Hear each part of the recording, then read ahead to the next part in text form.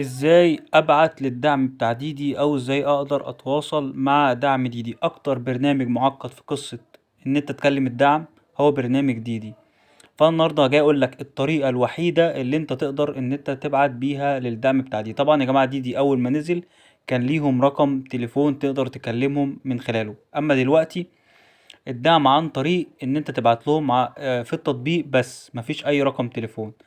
فانا عشان ابعت لهم بدوس هنا على الثلاث شرط، بدوس على مركز المساعدة. طبعا المفروض لما انا بدوس على مركز المساعدة بيجيب لك او بيقول لك انت مشكلتك في ايه، بس انت عايز دعم السلامة ولا عنصر مفقود ولا مركز المعلومات. بيجيب لك حاجات كتير قوي. طبعا لو دخلت على اي حاجة فيهم مش هيجي لك اختيارات، بس مش هيجي لك ان انت تبعت لحد او تكلمه. يعني مثلا الحساب والتسجيل هتبص تلاقي عمال بيدخلك في حاجات كتير، بس انت يعني انت عايز تبعت لحد مثلا في مشكلة معينة، عايز تبعتها له.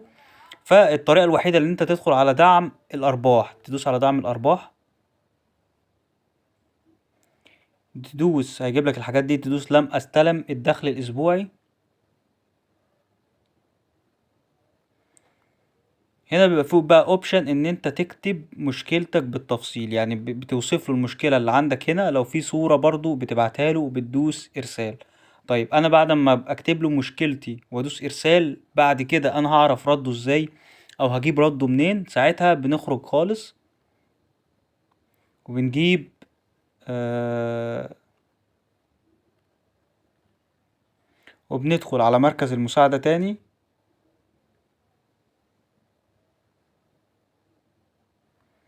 وبنجيب تحت خالص هنا، يعني تنزل تحت خالص سجل الرسايل.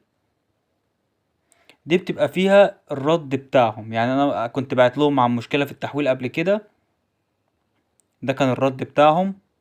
وطبعا هو هنا يعني بيقول لي الرسالة منتهية الصلاحية عشان بقالها كتير. اما لو انت لسه باعتها والرد لسه مبعوت ففي مجال ان انت تبعت لهم تاني، وبرضه في اوبشن ان انت تبعت صورة. دي يا جماعة الطريقة الوحيدة اللي انت تقدر من خلالها تبعت للدعم بتاع ديدي.